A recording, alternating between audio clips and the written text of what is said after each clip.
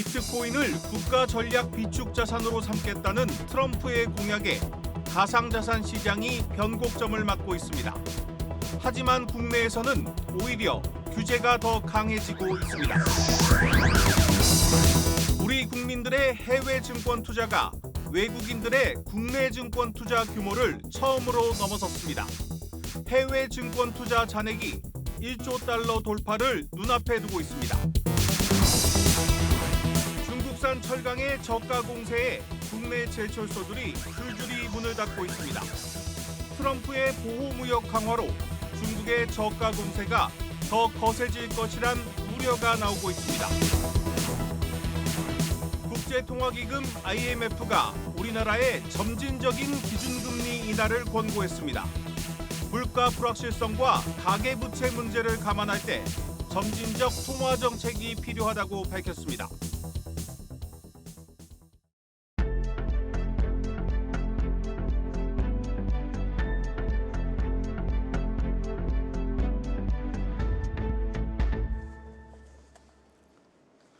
뉴스 플러스 시작합니다. 비트코인을 전략적 국가 비축 자산으로 삼겠다는 이 트럼프의 공약에 가상자산 시장이 새로운 변곡점을 맞고 있습니다. 전 세계적으로도 가상자산에 대한 규제 완화 바람이 불고 있습니다. 하지만 우리나라 상황은 그와는 정반대입니다.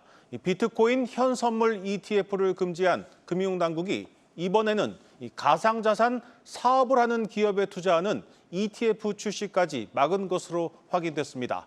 이 출시를 막은 근거는 무려 7년 전 나온 정부의 지침이었습니다.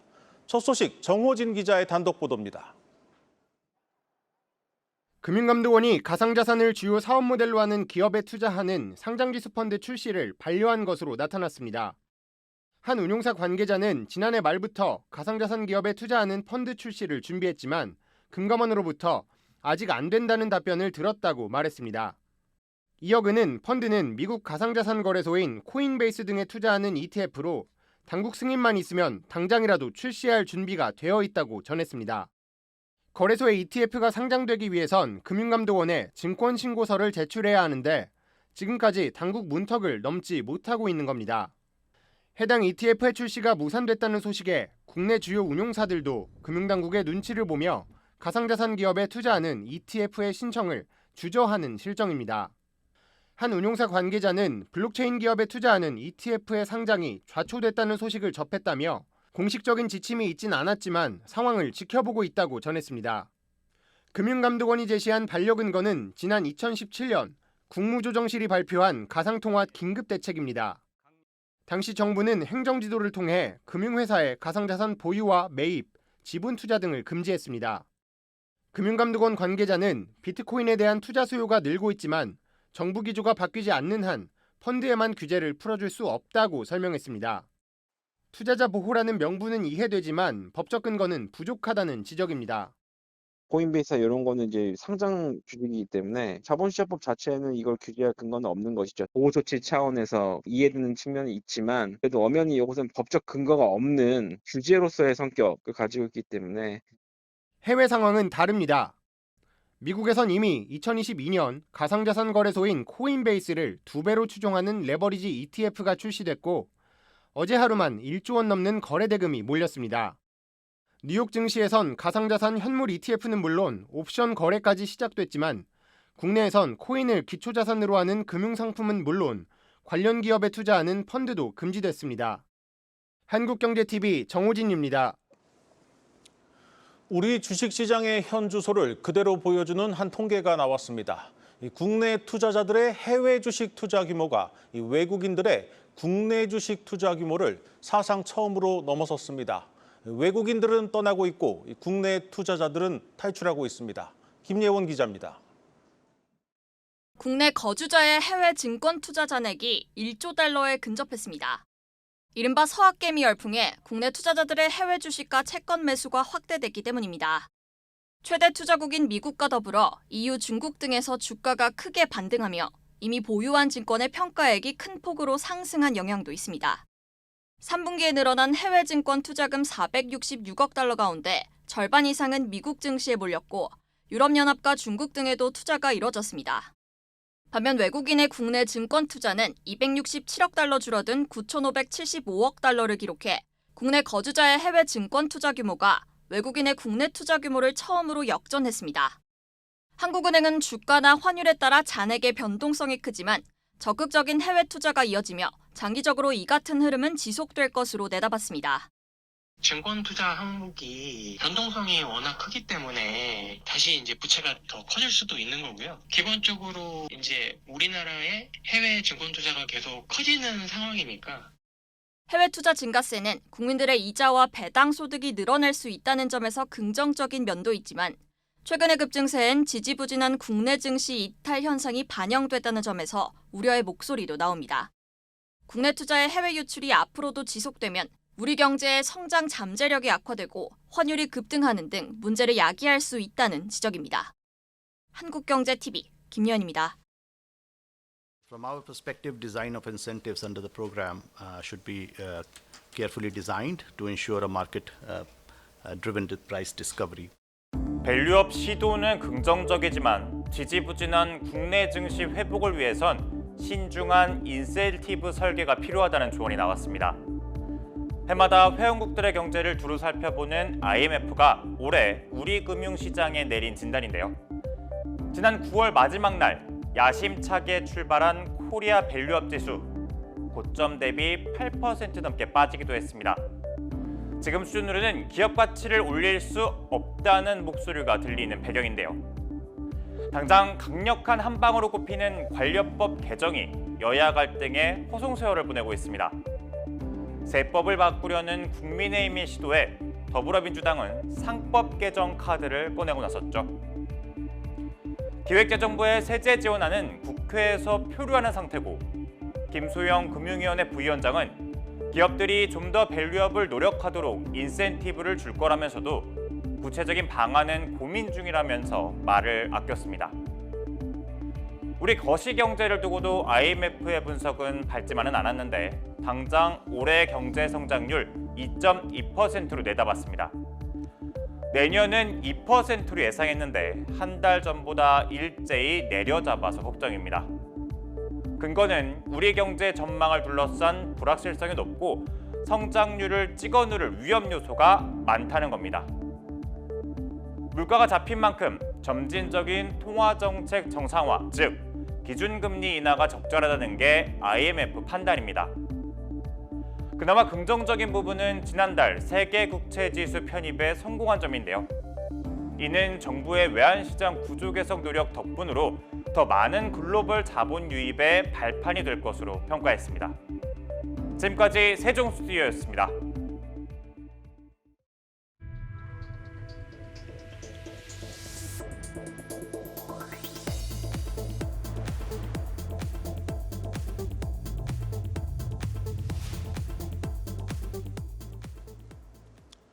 중국산 철강의 저가 공세에 포스코와 현대제철 등 국내 주요 제철소들이 줄줄이 공장 문을 닫고 있습니다. 정부가 중국산 철강 반덤핑 조사를 하고 있는데 내년 1월에나 그 윤곽이 나올 전망입니다. 고영욱 기자입니다. 포스코가 45년 동안 가동해온 포항제철소 1선제 공장을 폐쇄합니다. 모시나 나사, 자동차 타이어 보강제용 선제를 만들던 곳입니다. 중국발 저가 철강제의 공세를 견디지 못하고 공장 문을 닫는 겁니다. 지난 7월 포항 1제강 공장에 이어 올해 두 번째 폐쇄 결정입니다. 포스코는 중국 현지에 있는 장가항 포항 불수강 제철소 철수도 검토하고 있습니다. 엎친 데 덮친 격으로 사상 첫 파업 가능성도 감지되고 있습니다. 최근 교섭 결렬을 선언한 포스코 노조는 오는 25일 파업 여부를 묻는 조합원 찬반 투표를 실시합니다. 현대제철도 최근 같은 이유로 포항 2공장 폐쇄를 결정했습니다. 전체 생산량의 3%를 담당하는 포항 2공장의 가동률은 10에서 20% 수준까지 떨어진 상황입니다. 인력 재배치 등을 노조와 협의하고 있지만 반대로 인해 진통을 겪고 있습니다. 포스코는 3분기 영업이익이 4,380억 원으로 전년 대비 39% 줄었고 현대제철은 83% 줄어든 상황입니다. 반면 올해 중국에서 수입한 철강제는 753만 톤으로 2년 전보다 37%가량 늘었습니다. 중국산 철강은 국내에서 생산된 철강보다 10%가량 저렴하게 유통되고 있습니다. 산업통상자원부는 이와 관련해 반덤핑 조사를 진행하고 있습니다. 예비 판정이 내년 1월, 최종 판정은 내년 6월 전후로 나올 전망입니다. 철강업계는 미국 트럼프 2기 정부가 중국산 철강에 고율의 관세를 매길 가능성에 촉각을 곤두세우고 있습니다. 이렇게 되면 미국 수출길이 막힌 중국산 철강이 국내에 추가로 유입될 수 있기 때문입니다. 한국경제TV 고영욱입니다. 트럼프 미국 대통령 당선인이 모든 수입품에 대해 보편적인 기본 관세를 도입하겠다고 예고하면서 국내 화장품 기업들의 피해가 예상되고 있습니다. 하지만 미국 현지 공장을 가동하고 있는 기업들에겐 오히려 기회가 될 것이란 전망도 나오고 있습니다. 김채영 기자입니다. 올해 상반기 우리나라 화장품 수출액은 6조 7천억 원. 특히 미국으로의 수출이 60% 이상 늘어 최대 수출처인 중국 시장의 침체를 상쇄하고 있습니다. 가성비를 앞세워 화장품 강국인 프랑스 점유율을 턱 밑까지 추격하는 상황. 다만 순항하던 K뷰티 앞에 트럼프라는 복병이 등장했습니다. 도널드 트럼프 미국 대통령 당선인이 모든 수입품에 대해 10% 이상의 관세를 매기겠다고 공언했기 때문입니다. 현재 국내 기초 화장품 등은 무관세 혜택을 받고 있습니다. 이렇게 되면 K뷰티 경쟁력은 떨어질 수밖에 없습니다. 국내 인디 브랜드는 물론 국내 화장품 업계 빅2도 마찬가지입니다. 현지 공장에서 생산된 제품이 아니면 관세 폭탄이 예상되는데 아모레퍼시픽, LG생활건강 모두 현지에 공장이 없기 때문입니다. 수출입 과정에서의 물류 비용에 더해 관세 부담까지 더해지면 가격 경쟁력을 확보하기 어렵다는 분석입니다. 코스맥스와 한국콜마 같은 제조업자 개발 생산업체는 예외입니다. 현지 공장에 있어 관세로부터 자유로운 데다 현지에 생산 설비가 없는 업체의 수주가 늘 수 있습니다. 실제로 코스맥스는 현재 미국 뉴저지 공장을 보유하고 있고 한국콜마는 미국 펜실베이니아에 제1공장이 있습니다. 내년 하반기 두 번째 공장이 완공을 앞뒀습니다. 전문가들은 미국에서의 K뷰티 위상을 이어가려면 돌파구가 필요하다고 말합니다. 관세가 올린다면 전체적으로 이제 이윤이 줄어들 수밖에 없으니까 현지에 있는 M&A 방식으로 공장을 인수한다든지 그런 방향으로 가는 게 그래도 조금 유리하지 않을까. 지금 시장에서는 트럼프의 관세 공약을 성장 정체의 신호로까지 해석합니다. 유안타증권은 수출 호조에도 화장품 업종의 주가가 하락하는 이례적인 상황이라며 트럼프의 관세 공약이 마진 축소로 이어질 수 있다고 분석했습니다. 한국경제TV 김채영입니다. 은행들의 가계부채 관리 담합 의혹을 조사 중인 공정거래위원회가 다음 달 초 최종 결론을 내릴 전망입니다. 이 과징금 규모만 최대 수천억 원에 이를 것으로 예상되는데 은행들은 단순한 정보 교환이었다며 억울하다는 입장입니다. 유호성 기자입니다. 공정위가 들여다보고 있는 것은 은행의 가계부채 관리 담합 의혹입니다. 4대 은행이 물건별, 지역별 LTV 정보를 교환한 것이 담합인지 여부를 가리겠다는 겁니다. 국민은행은 1년에 2번, 신한, 하나, 우리은행은 1년에 1번 LTV를 설정합니다. 각 은행은 LTV를 정할 시기가 되면 경쟁은행에서 LTV 자료를 공유받는데 이 과정에서 특정 지역 LTV가 지나치게 높을 경우 다른 은행과 비슷하게 맞추는 작업이 진행된 걸로 공정위는 보고 있습니다. 특히 이런 정보가 공유되다 보니 LTV 상향 경쟁이 제한됐고 은행들이 대출액 한도를 낮춰 상대적으로 고금리인 신용대출을 받게 유도했다는 겁니다. 은행들은 업무 효율 향상을 위한 단순 정보 교환에 불과한 것이라며 억울하다는 입장입니다. 정보 교환과 관련해서 이거는 엄청나게 중요한 정보를 교환하는 게 아니에요. 은행 앱에도 나왔고 영업장 가서 LTV 얼마든지 알 수 있어요. 은행에서 사업 능력 보고 신용대출을 하지 LTV 때문에 사업 능력을 해주는 경우는 없다고 보셔야 됩니다. 더군다나 우량 담보물의 대출 한도를 높게 잡는 것이 더 이익인 은행 입장에서 LTV를 낮추는 식의 담합을 할 유인도 적습니다. 가계대출 관리 강화를 주문하고 있는 금융당국과 충돌도 불가피합니다. 공정위와 부처 간 갈등설에 대해 해명하긴 했지만 금융위 내부에서는 불편한 기류가 감지됩니다. 공정거래법에 따르면 기업들이 사업 관련 정보를 주고받아 공정거래를 제한하는 행위는 부당 공동행위에 해당합니다. 은행 매출의 상당 부분이 담보대출인 만큼 여기에 최대 20%인 부과 기준율이 적용되면 많게는 수천억 원의 과징금이 예상됩니다. 공정위가 담합으로 결론 내린다면 사업자 사이 정보교환 행위 자체를 담합으로 제재하는 최초 사례입니다. 공정위는 2차례에 걸친 전원회의를 마무리하고 조만간 이 사건에 대한 결론을 내린다는 계획입니다. 한국경제TV 유호성입니다. 올해 전 세계 주식시장을 이끈 건 단연 인공지능과 반도체였습니다. 인공지능 거품론과 반도체 공급 과잉이라는 반론에 직면하긴 했지만 지금도 기대는 여전합니다. 과연 내년 반도체 시장은 어떻게 움직일지 전효성 기자가 정리했습니다. 전 세계 주요 반도체 기업의 주가를 추종하는 필라델피아 반도체 지수는 올해에만 25% 올랐습니다. 다만 엔비디아 주가가 205% 오르는 동안 인텔의 주가는 49% 하락하는 등 AI 대응 역량에 따라 희비는 크게 엇갈렸습니다. 증권가에서는 이 같은 흐름이 내년에도 지속될 것으로 내다봅니다. AI용 고부가가치 제품 생산 역량이 반도체 업종 실적의 핵심 변수가 될 거라는 관측입니다. 이 중 주목되는 분야는 AI용 저장 장치인 기업용 솔리드 스테이트 드라이브 ESSD입니다. AI 추론이 고도화될수록 더 많은 저장 공간을 필요로 하는데 이에 주요 제조사들은 ESSD 용량을 늘리기 위해 기술 경쟁에 나서고 있습니다.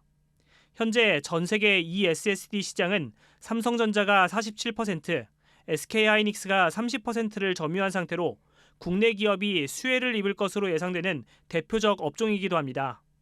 이와 함께 HBM 공급 과잉론에 대해서는 시기상조라는 분위기가 지배적입니다. 올해 상반기까지만 해도 내년 HBM 수요가 150억 기가비트에 그칠 것으로 예상됐지만 현재는 250억 기가비트까지 늘려잡는 추세입니다. 주요 제조사들의 HBM 예상 공급량은 250억에서 260억 기가비트 수준으로 내년에도 타이트한 수급은 지속될 거란 관측입니다. 다만 휴대폰과 PC 같은 IT 기기에 주로 활용되는 메모리 반도체는 내년에도 공급 과잉이 불가피한 상황입니다. 특히 2기 트럼프 행정부 출범을 앞두고 중국 반도체 기업들은 현재 밀어내기 수출에 나서며 D램 가격 하락을 부추기는 상황입니다. 업계에서는 온디바이스 AI가 본격화되며 IT 기기 교체 수요가 회복되기 전까지는 메모리 반도체의 부진이 지속될 것으로 내다보고 있습니다. 한국경제TV 전효성입니다. 1인 가구가 늘면서 방은 각자 두고 주방이나 휴게실 같은 공간을 함께 쓰는 기업형 공유주택, 이른바 코리빙 하우스가 많아졌습니다. 줄 서서 들어갈 정도로 인기가 높다는데 성나균 기자가 직접 다녀왔습니다. 서울 은평구에 위치한 한 공동주택. 입주민의 80%가 20, 30대, 이른바 MZ세대가 차지하고 있는 코리빙 하우스입니다. 함께 사는 집이라는 의미로 기업이 운영하는 민간 임대주택의 일종입니다. 침실, 화장실 등 개인 공간은 분리돼 있지만 주방, 라운지 등은 함께 사용하는 형태로 1인 가구의 선호도가 높습니다. 공용 공간에 오며 가며 익숙한 얼굴들이 좀 보일 때도 있거든요. 그럼 괜히 반갑기도 하고 막 너무 서로를 침범하거나 막 그러진 않을까 했는데 또 그런 건 아니고 그냥 제 생활 반경만 넓어지는 느낌이라서. 기존 소규모 원룸이나 오피스텔 대비 보안 측면에서 안전하고 기업이 집주인인 만큼 전세 사기를 당할 위험도 없습니다. 여기에 주요 업무단지 인근에 자리하는 경우가 많고 헬스장, 빨래방 등 편의시설을 한 건물 내에서 이용할 수 있는 것도 장점입니다. 단순히 자는 것을 넘어서 이곳에서 이제 다양한 활동들을 하는 것들이 늘어나다 보니까 이제 이런 공유 공간에 대한 니즈가 있으신 분들도 많이 찾아주고 계십니다. 지금은 이제 워낙 주거용 부동산들의 가격들이 많이 올라가다 보니까 지금은 이제 코리빙 하우스 형태가 좀 더 합리적인 선택지 중에 하나로. 현재 전국에서 나 혼자 사는 MZ세대는 300만 가구 수준. 빠른 속도로 늘어나고 있는 만큼 1인 가구가 거주할 주택에 대한 관심도 더욱 커질 전망입니다. 또는 이 커뮤니티 활성화에 대한 부분들이 새로운 시장의 트렌드가 되고 있는 것 같아요. 임대주택에 있어서 전유 면적은 조금 작게 하더라도 이런 공유 시설에 대한 부분들을 많이 확장을 해서. 코리빙 하우스 관련 시장은 오는 2030년 약 3조 원 규모까지 커질 것으로 추산됐습니다. 정부가 기업형 임대주택 활성화에 적극적으로 나서고 있는 점도 시장 확대에 일조할 것으로 보입니다. 한국경제TV 성나균입니다.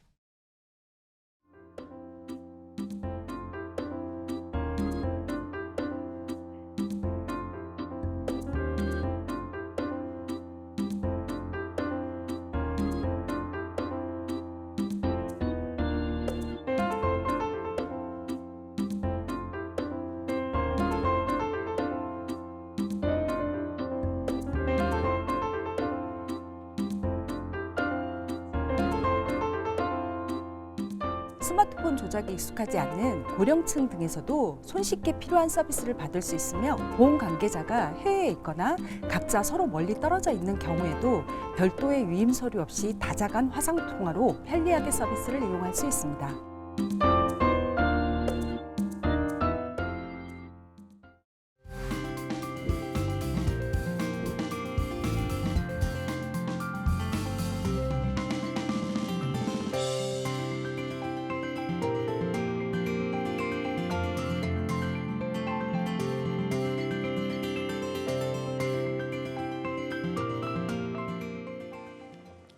오늘 준비한 뉴스 플러스는 여기까지입니다. 함께해 주신 여러분 고맙습니다.